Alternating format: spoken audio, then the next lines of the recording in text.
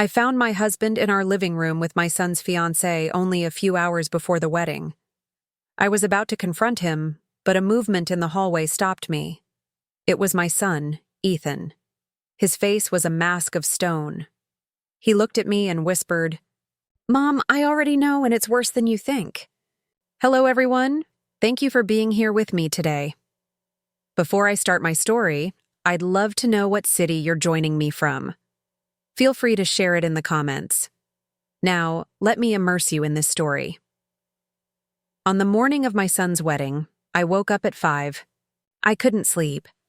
I told myself it was just nerves, the kind any mother feels on such an important day. I sat here in this very home office, staring at spreadsheets on my computer screen. I run a small CPA firm from home. Nothing extravagant, but it helped pay for our son Ethan's college and covered the extras that my husband Grant's salary didn't quite reach. The numbers on the screen were a blur. My mind was somewhere else entirely. Outside, the world was still dark and silent, but I could already picture the scene that would unfold on the patio of our Atlanta, Georgia estate in just a few hours. White chairs arranged in perfect rows on the lawn. I had spent the entire spring tending to the arch that Grant had built, covering it with the rose bushes I had nurtured since they were tiny buds. I had checked the string lights 3 times myself, making sure not a single bulb was out. Everything had to be perfect. Our son, our Ethan, deserved a perfect day. 25 years of marriage to Grant, 23 years raising Ethan. I had dedicated my entire life to this family. I had been the steady hand, the planner, the one who remembered dental appointments and birthdays and made sure the bills were paid on time. Grant was the charmer, the life of the party, the one everyone loved. I was the foundation he leaned on, and for a long time, that was enough for me. But lately, something had felt off. A silent distance had settled between us. It was in the way he would stop talking when I walked into a room, in the way his phone was always tilted away from me.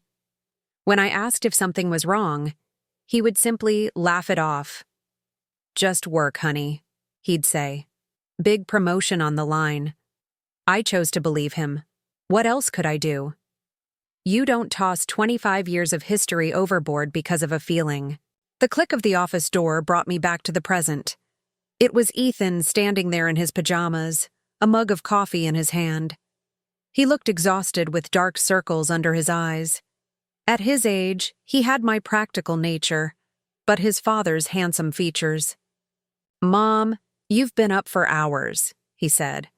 "The wedding isn't until 4 us." "I just want everything to be perfect for my boy," I said, attempting a cheerful smile as I closed my laptop.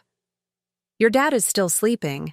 He left early," Ethan said with a strange note in his voice.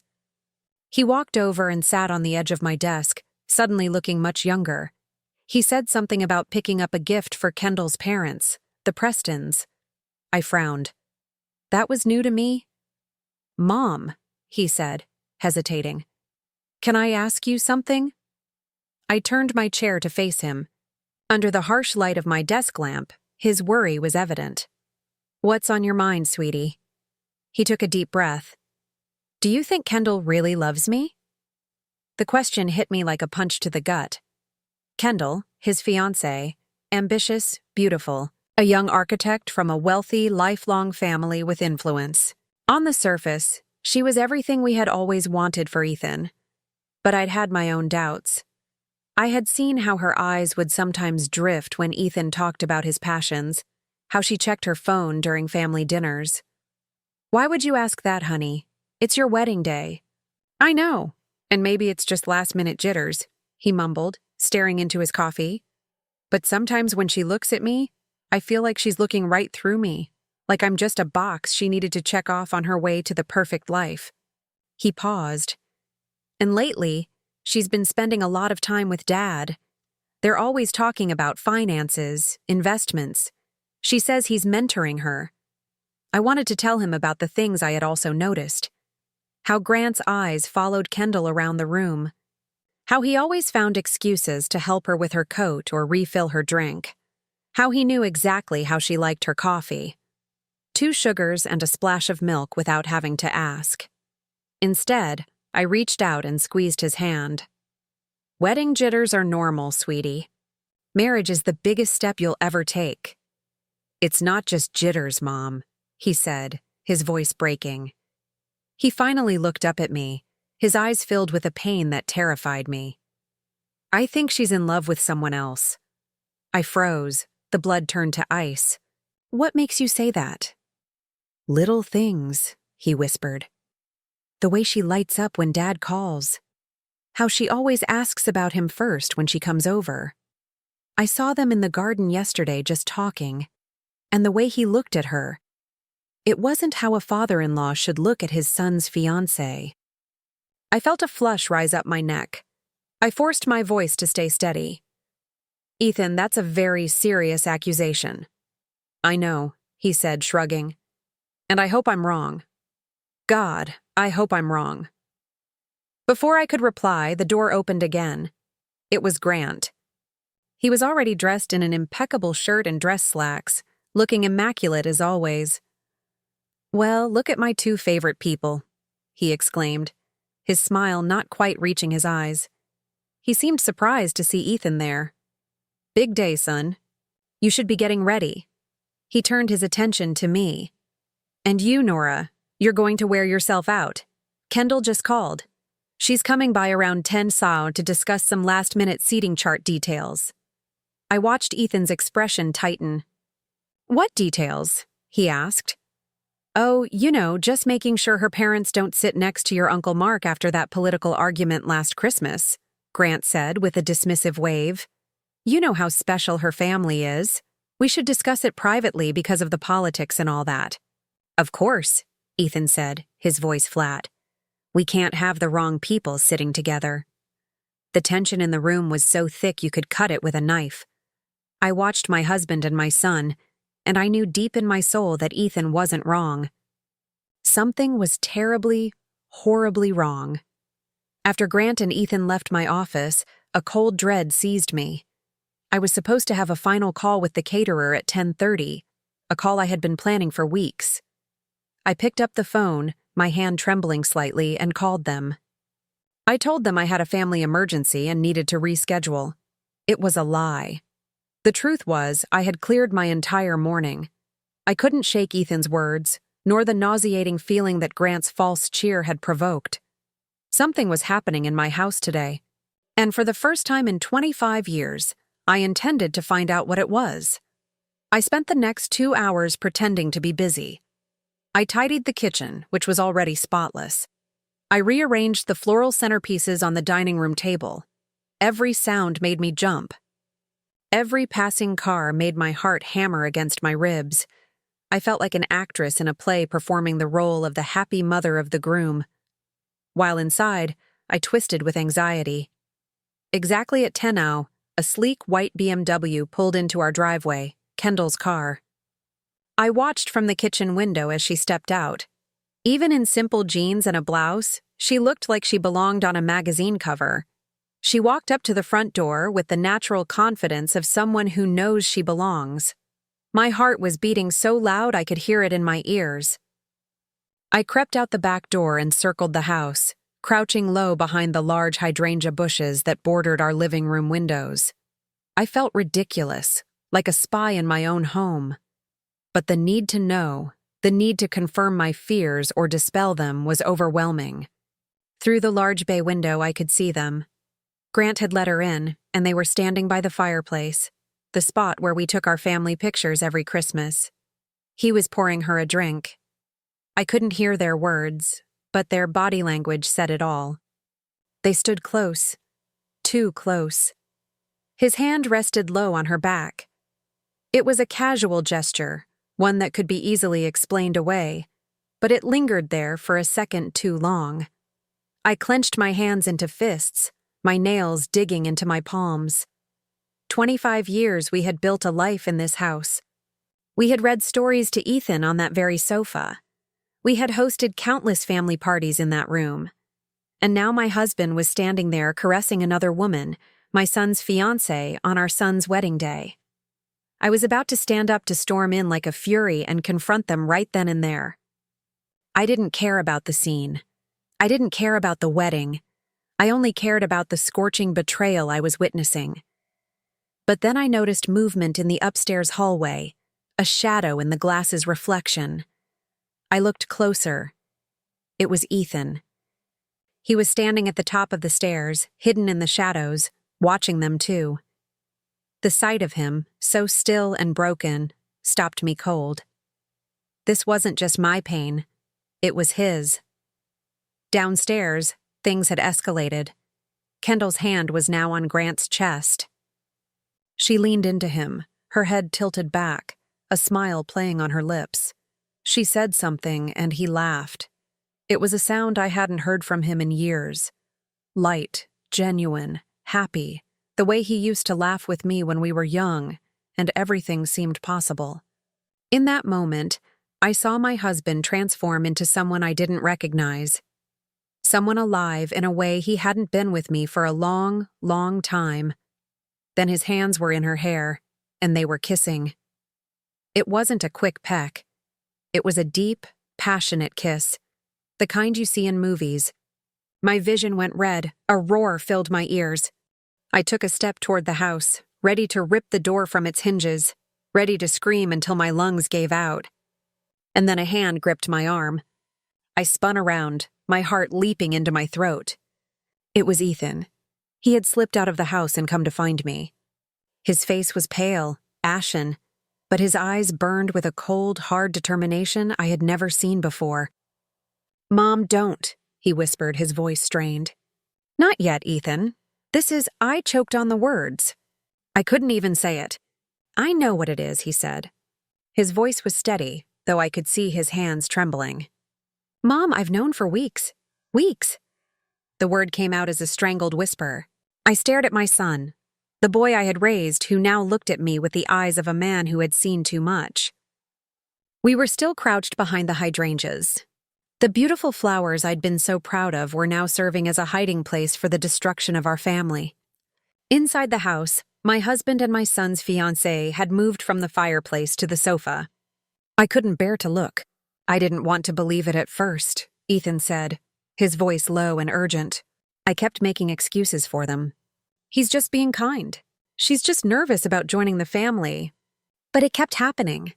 The lingering looks, the private conversations, the way she lit up whenever he was near. He corrected himself. The slip-up, a painful reminder of a life that no longer existed. She was supposed to be getting a new mother figure, not a rival. "I mean, Kendall, why didn't you tell me?" I asked, my voice shaking with a mix of shock and a strange protective rage. "You shouldn't have had to carry this alone." "Because I needed proof," he said, his jaw clenched. And because he looked at me, his eyes much older than his 23 years. I wanted to give them enough rope to hang themselves. He pulled out his phone. His hands shook slightly as he tapped the screen. "I hired someone," he confessed. "What did you do? What?" "I'm not stupid, Mom. After I saw them having lunch together a month ago, a lunch Grant told me was a business meeting and she told me was an afternoon shopping with her girlfriends. I knew I wasn't crazy. I needed to know the truth." He handed me the phone. "I hired a private investigator." My breath hitched. "A detective." "Ethan, the money." "Don't worry about the money," he said grimly. It was worth every single cent. The first photo on the screen showed Grant and Kendall walking into the St. Regis Atlanta downtown. The timestamp indicated it was 3 weeks ago, a Tuesday afternoon, when Grant was supposedly at a regional sales conference. The second photo showed them leaving together 2 hours later, looking heated and disheveled. "There are 17 different occasions," Ethan said quietly as I scrolled through a gallery of betrayal. Photos of them in dimly lit restaurants across the city. Photos of them pressed up against Grant's car in a private parking lot. Photos of them laughing, holding hands, living a completely different life behind our backs. I felt sick. The sheer magnitude of the deceit was breathtaking. This wasn't a one-time mistake. It was a calculated, long-term affair. I stood up again. A fresh wave of rage washed over me. "We're stopping this," I said, my voice like steel. "Right now." "No." Ethan's voice was sharp, making me crouch down again. Mom, trust me. I have a plan. A plan, Ethan, this is insane. We can't just let the wedding. Absolutely we can. He cut in, his voice ringing with an authority I'd never heard from him before. And we will. Mom, think about it. If we confront them now, what happens? They'll deny it. They'll twist it. Dad will say you're being hysterical, that you're misunderstanding things. Kendall will cry and play the victim. They'll turn it all back on us. He was right. I could already hear Grant's smooth, placating voice. Nora, you're overreacting. She's a nervous young woman, and I was just offering paternal advice. So, what do you suggest? I whispered, my anger giving way to a cold, terrifying clarity. Ethan's smile was something chilling and unfamiliar. Public humiliation, he said, the words hanging in the air between us. Total and absolute destruction of their reputations. Legal consequences. We don't just end this, Mom. We make sure they can never ever do this to anyone again. I looked at my son. When had he become so calculating, so ruthless? Then I looked back through the window. I saw my husband, the man I had loved and trusted for a quarter of a century, start to unbutton Kendall's blouse on the sofa where we had built our family. And in that moment, I knew the woman I used to be, the understanding, forgiving wife, was gone. She had died right there in the dirt behind the flowers I had so painstakingly planted. Tell me the plan, I said. That evening was one of the strangest of my life. Grant came home acting as if nothing had happened, asking about final catering arrangements. Kendall had left hours before, and he was the picture of the loving husband and proud father. He talked about his speech for the reception, about how proud he was of Ethan. The hypocrisy was so thick I could barely breathe. I just nodded and smiled, an empty shell of myself, while inside I screamed. After Grant went to bed, Ethan and I met in my home office. The door was locked, the blinds drawn. It felt like a war room, and in many ways it was. On my desk lay the beginnings of a file of evidence that would make a prosecutor weep with joy. Tell me about that detective, I said, studying a surveillance photo that turned my stomach. Her name is Ava, Ethan said. Ava Whitfield. The name hit me like a splash of cold water. Ava. My sister. Ava. Ethan nodded. I didn't know who else to call. I knew she was a cop for 20 years before retiring and starting her own PI agency. I knew she was smart and she'd be discreet. He looked a little sheepish. I also knew she never really liked Dad. I let out a short, sharp laugh that sounded more like a sob. My little sister Ava. We were close, but I hadn't told her about the growing distance with Grant. I had been too proud, too ashamed to admit my marriage might be failing. I'll call her, I said, my voice thick with emotion. Ava answered on the second ring. Nora, it's past midnight. Is everything okay? No, Ava, nothing is okay. And then the dam broke. I told her everything. What Ethan suspected, what we had witnessed that morning, the photos. I cried ugly, choked sobs for the first time all day. She listened patiently, her voice calm and firm on the other end of the line. There was no shock or surprise, just a grim acceptance.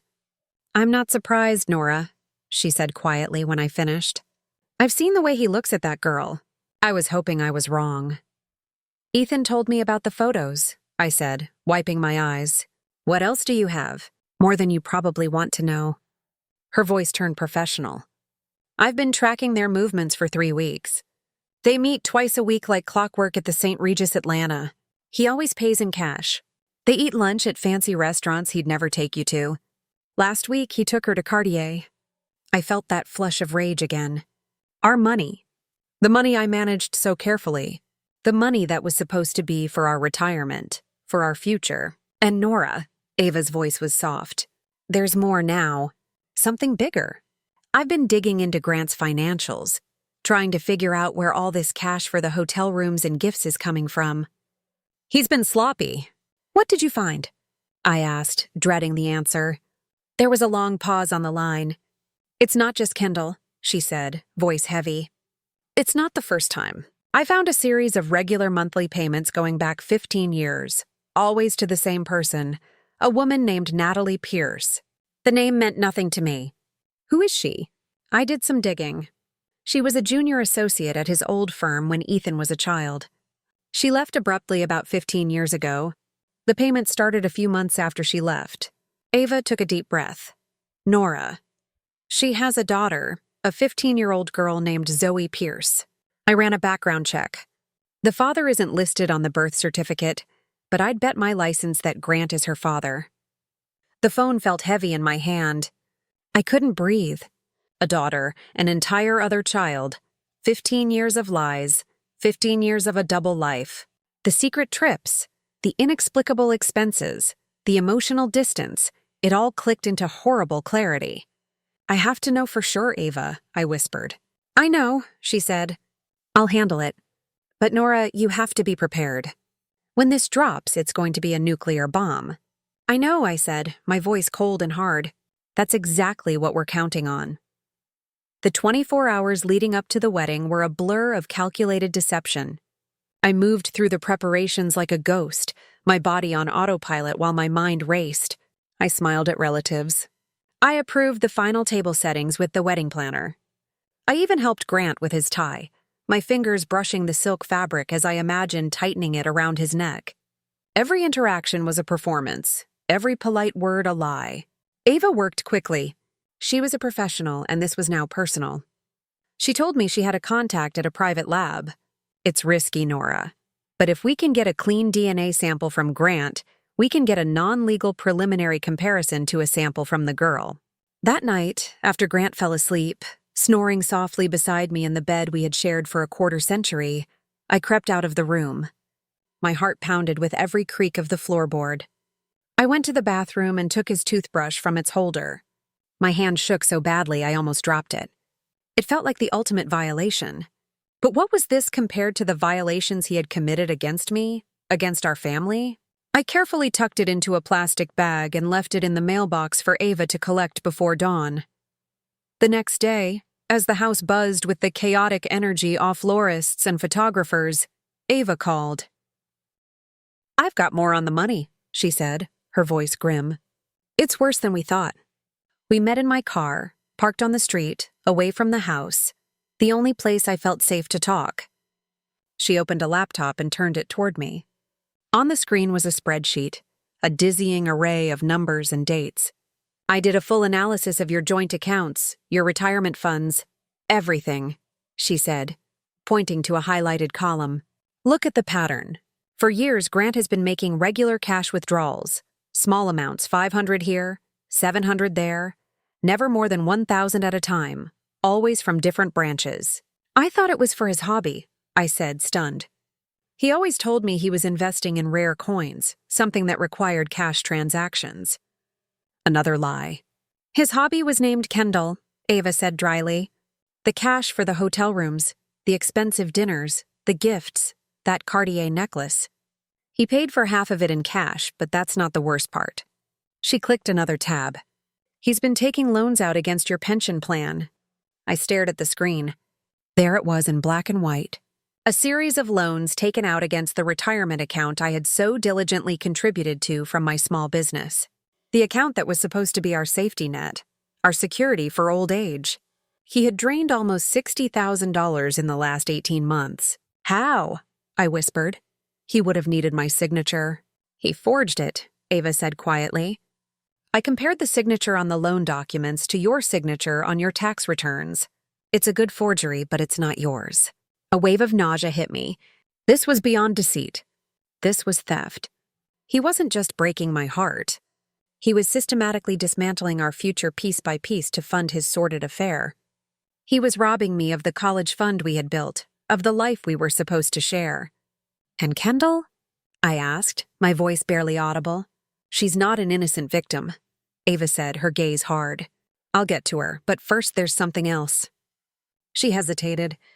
Then she handed me a large manila envelope. The preliminary DNA results came in this morning. My hands began to shake as I opened it. I scanned the page. The scientific jargon blurred until I found the conclusion at the bottom of the page. Probability of paternity 99.99. I stared at the words until they were burned into my memory. Zoe Pierce was Grant's daughter. 15 years. 15 years of loving him, trusting him, building a life with him while he had another daughter, another family hidden in the shadows. I rested my head on the steering wheel, the cool leather against my hot forehead. I didn't cry. I was beyond tears. A strange, terrifying calm came over me. The pain was still there, a massive gaping wound in my chest. But now it was accompanied by something else. A cold, hard resolve. He wasn't just going to lose his wife.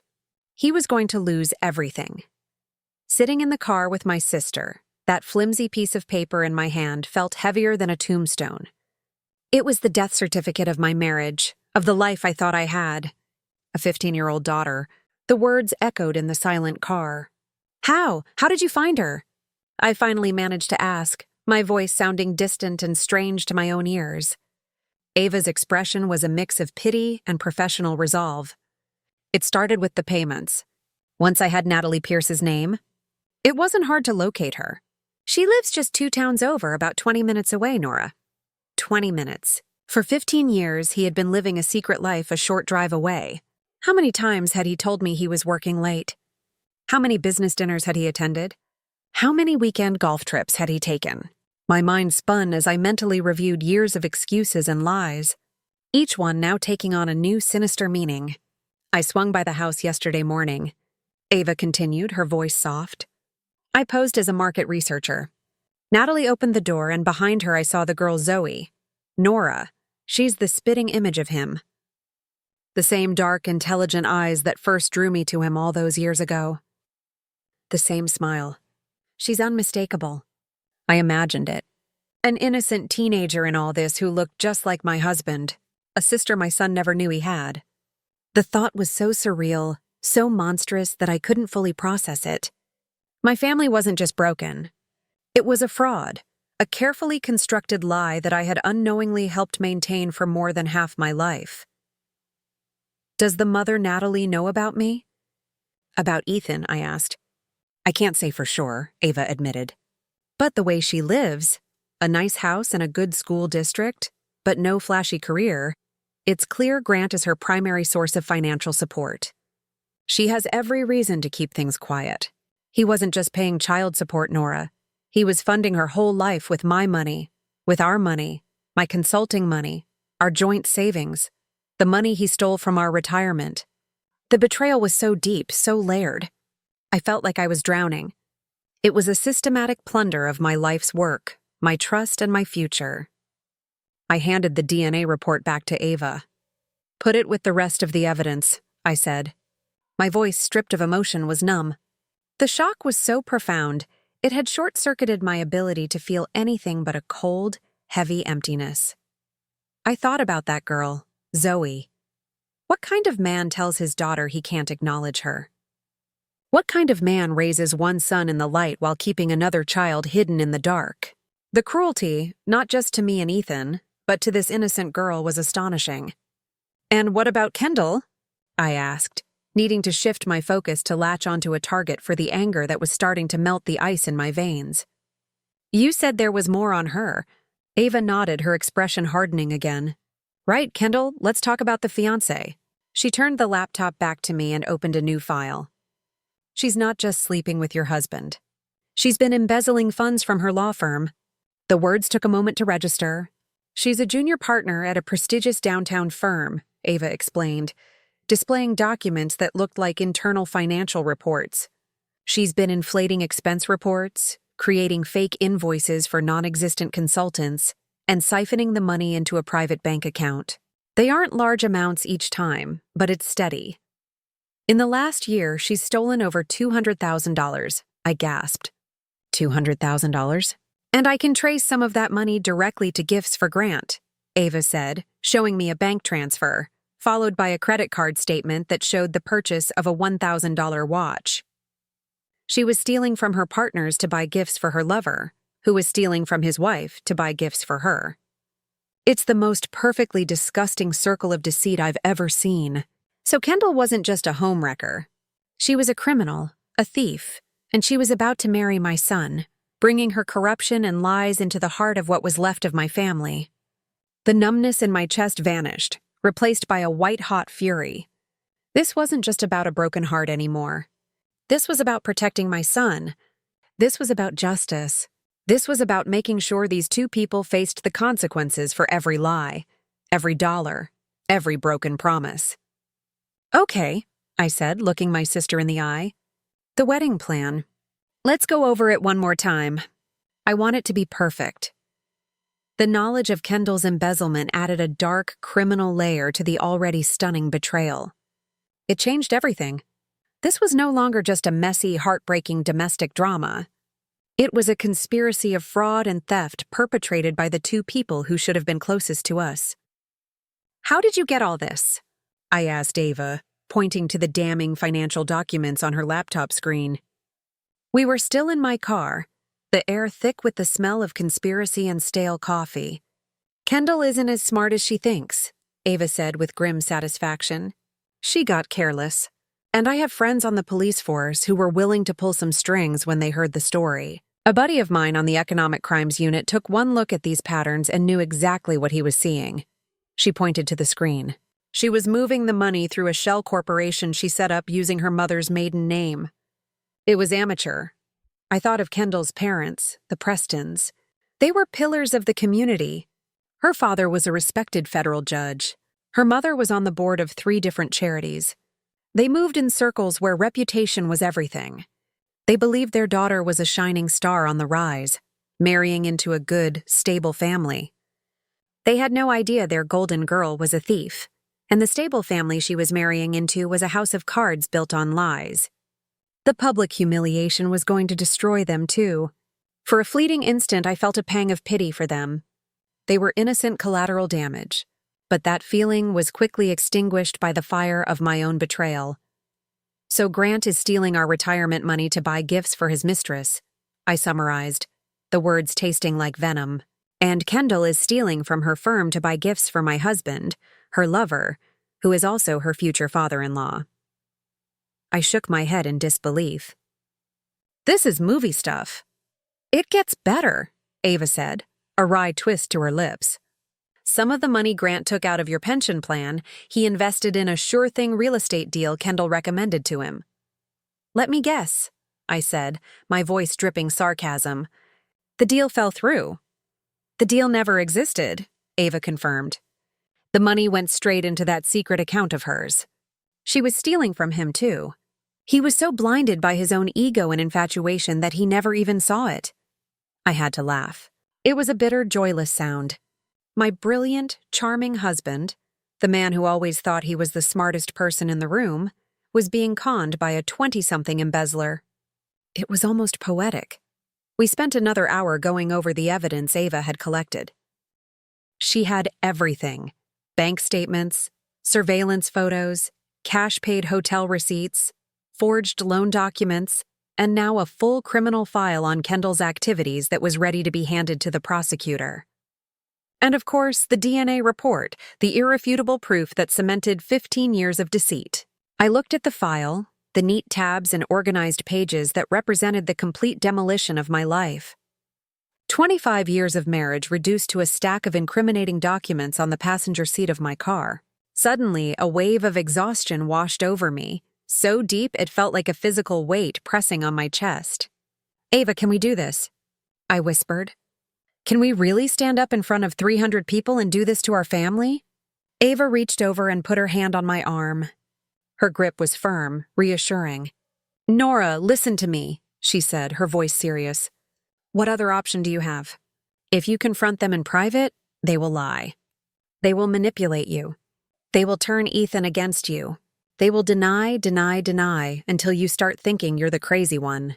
I've seen it 100 times. She was right. I knew she was right. Grant was a master of manipulation. He could charm his way out of anything. This way, she continued, there is no escape. There is no room for lies. There is only the truth presented in front of everyone they tried to impress. This isn't just about revenge, Nora, it's about consequences. Kendall has to face jail time. Grant has to be held accountable, not just for the cheating, but for the financial fraud he committed against you. This is the only way to make sure the lies stop forever. I took a deep breath, the stale air of the car filling my lungs. I thought of Ethan, his pale, determined face. I thought of Zoe, the daughter I never knew. I thought of the 25 years I had given to a man who had been lying to me since the beginning. "You're right," I said, my voice clear and firm again. "It's the only way." I started the car. "Let's go. We have a wedding to prepare for." The final hours before the wedding were the most surreal of my life. I went home and resumed my role as the calm, happy mother of the groom. I felt a strange sense of detachment, as if I were watching a movie of my own life. I saw myself laughing with my cousins, complimenting my sister-in-law's dress, and assuring the caterer that everything looked wonderful. Inside, I was a coil of tension and grief, but outside, the picture of maternal pride. Grant was in his element, socializing with the early arriving guests, accepting congratulations with a wide, confident smile. He pulled me aside at one point, his arm around my waist. "You look beautiful, Nora," he said, his voice a low murmur in my ear. "Isn't it a perfect day?" I looked into his eyes, the eyes of the man I had loved for more than half my life, and felt nothing but cold, desolate emptiness. I smiled back. "Perfect day." My son Ethan was a mirror of my own forced composure. He greeted his friends, posed for photos with his groomsmen, and played his part perfectly. But every time his eyes met mine across the crowded lawn, I could see the same steel resolve reflected there. We were in this together. We were soldiers waiting for the signal to strike. The plan was simple, and Ava had rehearsed it with us until we knew it by heart. She had arrived early, disguised as a member of the catering staff. Her professional audiovisual equipment was hidden in plain sight. She had connected her laptop to the large projection screen we had rented, supposedly for a sentimental slideshow of Ethan's baby pictures. No one suspected a thing. She had a small remote control in her pocket. When the time came, all she had to do was push a single button. I had my own role to play. I had prepared the divorce papers with my attorney a week prior, a fact I had kept secret, even from Ethan. They were signed and notarized in a sealed envelope in my clutch purse. I also had a flash drive with copies of every piece of evidence Ava had gathered. One way or another, my marriage would officially end today. There was no going back. I wasn't just planning a confrontation. I was planning the first day of the rest of my life. At 4:05, I took my seat in the front row. The string quartet began to play, and the wedding party made their entrance. Grant sat beside me, squeezing my hand with what appeared to be genuine affection. I felt a tremor of revulsion, but forced myself not to pull away. Kendall appeared at the end of the aisle, a vision in white lace. She looked radiant, beautiful, and utterly fraudulent. She smiled at the crowd. Then her eyes found Grant in the front row. For a split second, a look passed between them.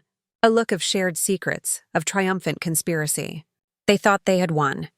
They thought they were just minutes away from cementing their perfect, deceptive future. Ethan stood at the altar, his face an unreadable mask. When Kendall joined him, he took her hand. His expression never wavered. He looked out at the crowd, his eyes scanning the faces until they landed on mine. He gave a single, almost imperceptible nod. It was time. The officiant began the ceremony with the usual words about love, commitment, and fidelity. The irony was so dense it was nearly suffocating. I wondered if Grant and Kendall were even listening, or if they were already planning their next secret rendezvous. The ceremony continued. They exchanged vows they didn't mean, promises they had already broken 100 times. My stomach churned with every lie that left their lips. Finally, the officiant reached the critical moment. He smiled benevolently at the crowd. "If anyone here has any reason why these two should not be joined in holy matrimony, speak now or forever hold your peace." A silence fell over the 300 guests. This was the moment. My heart hammered against my ribs so hard I thought it might break through. I could feel everyone's eyes on us. I took a slow, deliberate breath. Then I stood up. The moment I rose, a collective gasp ran through the 300 guests. The air, which had been filled with the soft melodies of the string quartet and the warm afternoon breeze, suddenly became thick and silent. All heads in the garden turned toward me. I could feel their confusion, their shock, their curiosity like a physical force. Grant, sitting next to me, went rigid. Nora, what are you doing? He hissed, his hand grabbing my arm. Sit down. You're making a scene. I shook his hand off as if it were a venomous snake. I looked past him, my eyes fixed on my son, Ethan, who stood at the altar, his face pale but resolute. He knew this was coming. We had planned it. Then I looked at Kendall, whose radiant smile had frozen into a mask of confused horror. I'm sorry, everyone, I said, my voice clear and surprisingly steady. It carried across the silent garden. I apologize for the interruption, but I believe the officiant asked if there was any reason this marriage should not proceed. I paused, letting the weight of my words settle. And yes, I do. I have a reason. A wave of murmuring swept through the crowd. I saw Kendall's father, Judge Preston, begin to rise from his seat, an expression of thunderous indignation on his face. Mrs. Whitfield, what is the meaning of this? He boomed. The meaning, Judge Preston, I said, turning to face him, is that your daughter is about to marry my son under false pretenses, and I believe you and everyone else gathered here today deserve to know the truth. I pulled the small remote control from my purse. It was the one Ava had given me. My thumb hovered over the single red button. The truth? Grant sputtered, his face flushing crimson. Nora, you've lost your mind. You're embarrassing our son. Am I, Grant? I asked calmly, turning my gaze back to him, my voice dropping to an icy calm. You're the one who has embarrassed our son. You and your mistress. With that, I pressed the button. Behind the altar, the large screen that was supposed to show a slideshow of Ethan's baby photos sprang to life. The first image that appeared was a crisp surveillance photograph of Grant and Kendall locked in that passionate kiss in our living room, the one Ethan and I had witnessed just the day before. The crowd erupted. There were screams, gasps, people standing up to get a better look. I saw Kendall's mother bring a hand to her chest, her face ashen. But that's not all, I continued, my voice somehow rising above the chaos. You see, this wasn't just a one-time mistake. This has been going on for months. The screen changed. A new photo appeared. Grant and Kendall entering the St. Regis Atlanta. The timestamp clearly visible. Then another and another. A collage of their secret meetings, their clandestine lunches, their lies exposed for all to see. Kendall stammered, trying to deny it, but her voice was lost in the uproar. Grant was standing, shouting, "This is fake!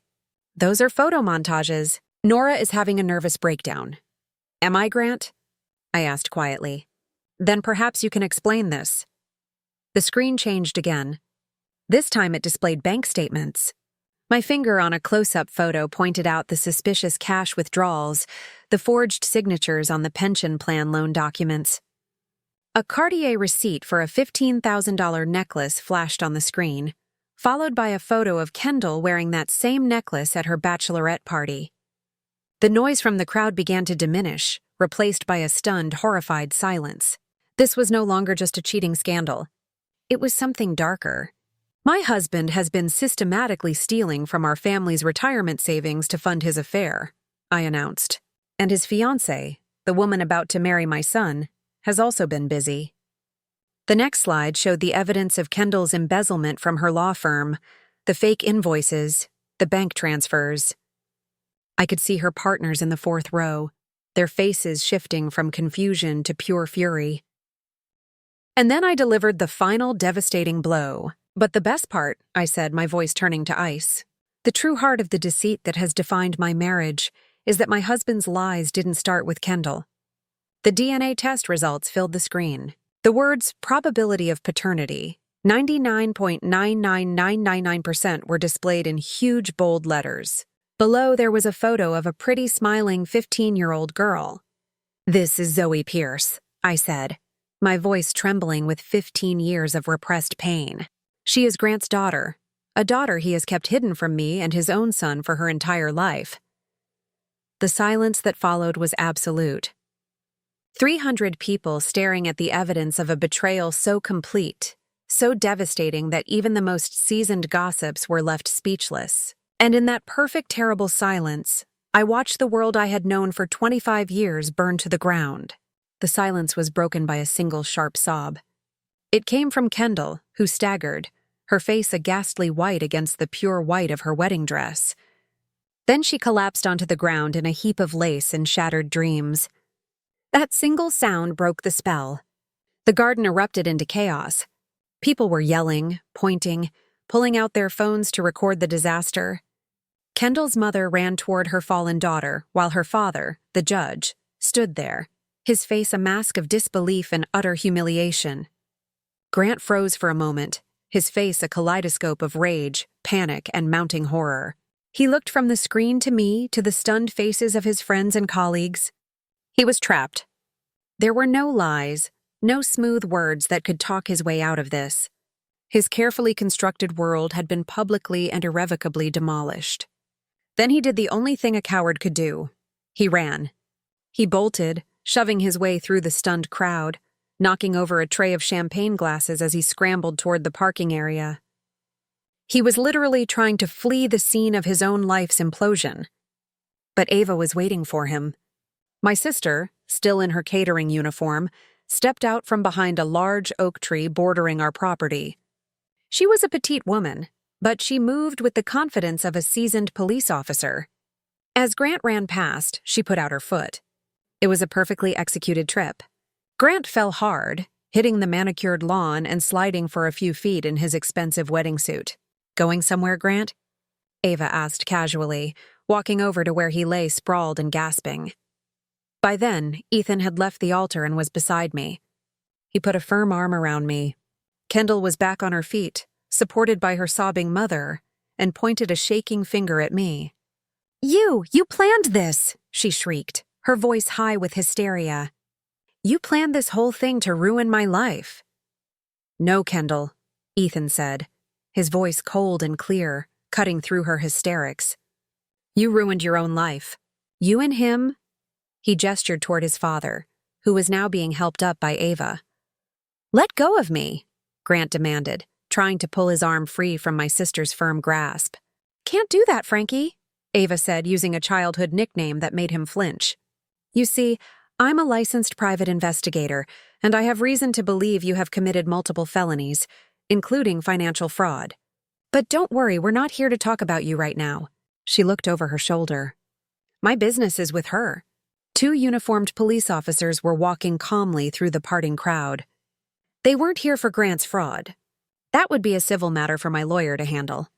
They were here for Kendall. "Kendall Preston?" one of the officers asked, his voice quiet but authoritative. Kendall's eyes went wide with terror. "No," she whispered. "You are under arrest on suspicion of embezzlement and wire fraud," the officer continued as his partner took her arms and gently applied the handcuffs.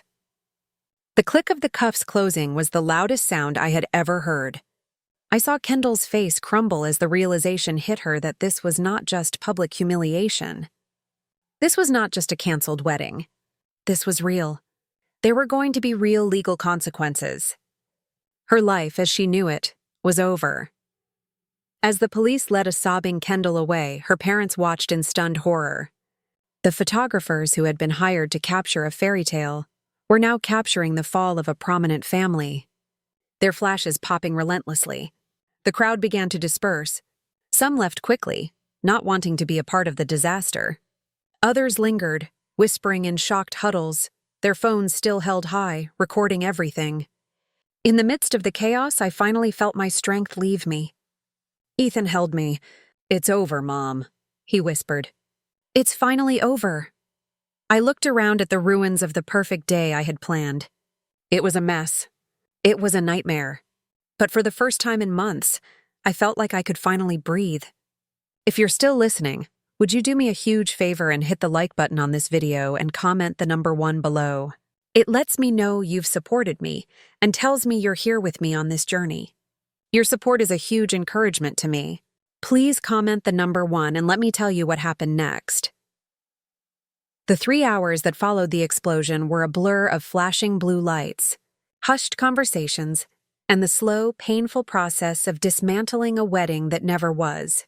The police took our statements. Kendall was driven away in a patrol car, her beautiful wedding dress looking absurd and tragic in the harsh glare of the setting sun.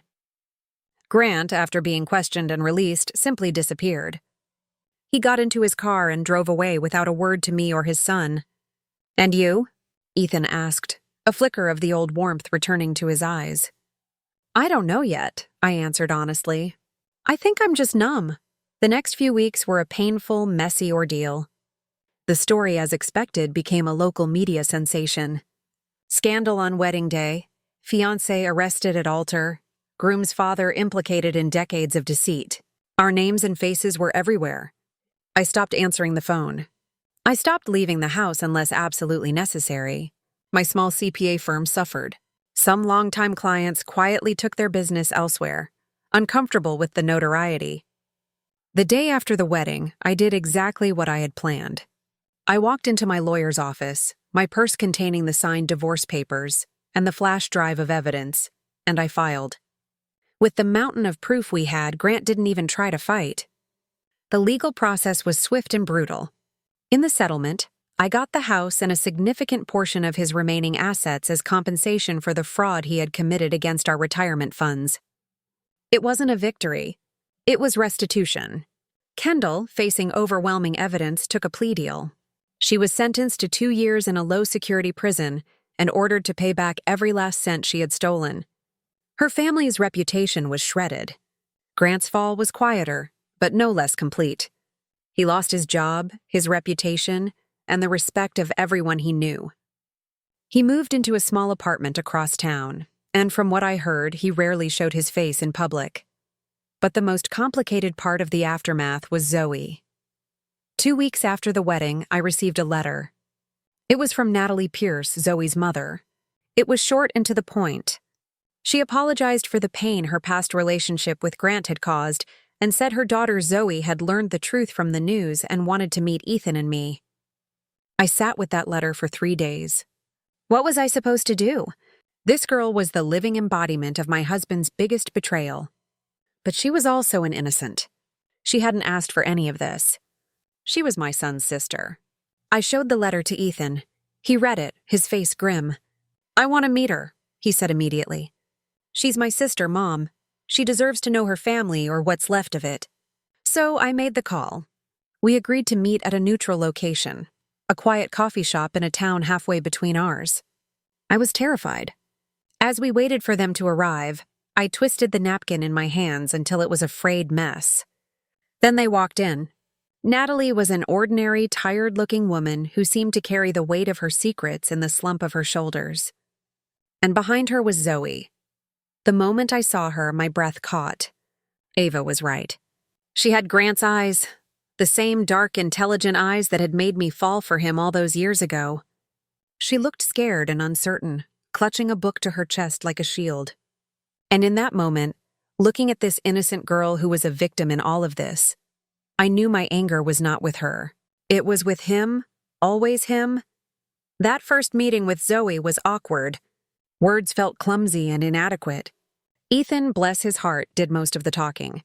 He asked her about high school, about the book she was holding, about her life. He didn't ask about Grant. He simply treated her like a person, like a sister he was meeting for the first time. I, for the most part, just watched, trying to reconcile the image of this shy, sweet girl with the monumental lie she represented. Slowly, tentatively, we began to build something new. We met again for coffee, then lunch. Ethan and Zoe started texting, discovering a shared love for old movies and spicy food. I found myself looking forward to seeing her, hearing about her life. She was bright, funny, and kind. She was an innocent soul caught in the wreckage caused by our parents. A year passed. Life settled into a new, unfamiliar rhythm. The divorce was finalized. The media storm subsided, replaced by newer, fresher scandals. I poured my energy into rebuilding my business, and slowly my clients started to come back. I sold the large family home with its yard full of ghosts and bought a smaller, more manageable townhome for myself. It was quiet, peaceful, and it was mine. Ethan, after months of therapy to work through the trauma of the betrayal, was thriving. He had left his corporate job and gone back to school to pursue his true passion, landscape architecture. He was designing beautiful spaces, creating order and beauty out of dirt and stone. a fitting metaphor for what he was doing with his own life. He was dating a lovely young woman, a kind, genuine librarian who looked at him like he was the only person in the world. And Zoe had become a part of our lives. She came over for dinner every other Sunday. She and Ethan had developed a real sibling bond, teasing each other and talking for hours. I found myself feeling a fierce protective love for her. She was no longer a symbol of betrayal. She was just Zoe, my son's sister, and in a strange way, a part of my family. One evening, about a year after the wedding that wasn't, I was sitting in the living room of my new home when the doorbell rang. It was Grant. I hadn't seen or spoken to him since the day he fled our ruined reception. He looked diminished, older, grayer, the confident arrogance gone, replaced by a deep weariness. He asked if he could come in. I hesitated. Then I stood aside. He told me he was in therapy. He said he was trying to understand why he had done the things he had done. He apologized. He said he was sorry for the lies, for the betrayal, for the pain he had caused me, Ethan, and Zoe. I listened, and I knew he meant it. But an apology couldn't erase 25 years of deceit. I forgive you, Grant, I said, and I was surprised to find I actually meant it. Not for you, but for me. I can't carry that anger anymore. It's too heavy. I looked him in the eye. But I will never trust you again. We can never go back. He nodded, a sheen of tears in his eyes. I know, he whispered, and then he left. That night, as I got ready for bed, I found myself thinking about the woman I was a year ago, crouched in the dirt behind the hydrangeas. She was so broken, so lost. I wished I could go back and tell her that everything would be okay, that the pain wasn't the end of the story. The family I thought I had was a lie. It shattered into a million pieces on that sunny afternoon.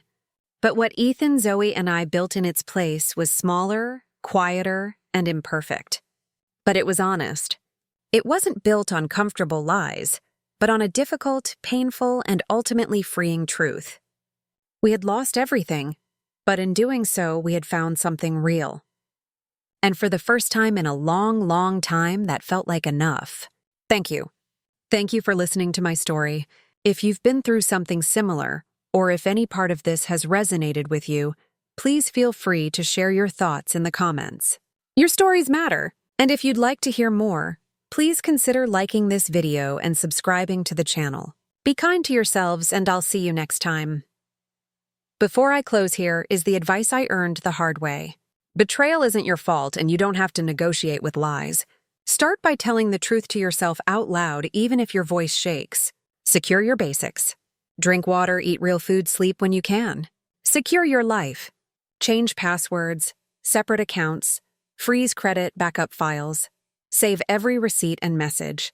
Tell one steady friend everything. Secrets protect the wrong people. Call a lawyer, call a therapist, call your courage. Set boundaries you can keep. No private meetings, written only communication, a witness present if needed. Remember, forgiveness is a gift you give yourself. Accountability is the bill they still owe. Keep small rituals that steady you. Coffee at sunrise. 3 true sentences in a journal. A walk past the hydrangeas without bowing to ghosts. Choose people who choose you.